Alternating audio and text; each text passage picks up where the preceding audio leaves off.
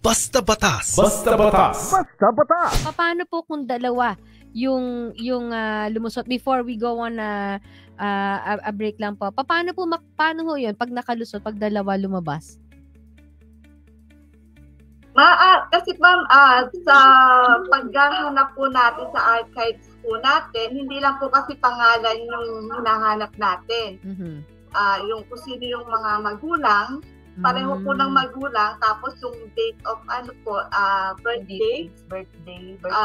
birthplace, tinitingnan din po ng mga researcher po natin yan. Bine-verify. Tatawag namin verifier. Opo. So, doon po, madedetermine po doon kung same na tao po yung dalawang documents po na yun. So, ibig sabihin, ma'am, kung ngayon po that na-streamline na nga yung, kasi kinonsolidate na po, di ba? More or less, mas madali na pong matrace itong mga nag-multiple registration na tinatawag.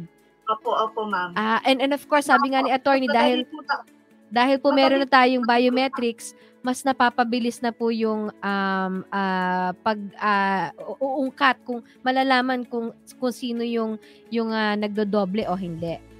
Opo. At saka weekly, meron pong report na sinasubmit yung ating surveillance outlet, supervisor, ng mga multiple reports of multiple registration. So, sinasubmit po yun para yung central office ay makikita po nila yung search po nila yun at i-verify para ma-lock yung ibang registration at ang makikita lang po doon yung first registration. So yung unang registration. Opo, yung unang registration. Okay. Now kung mali naman po yung may mali naman. Basta Batas. Basta Batas. Basta Batas.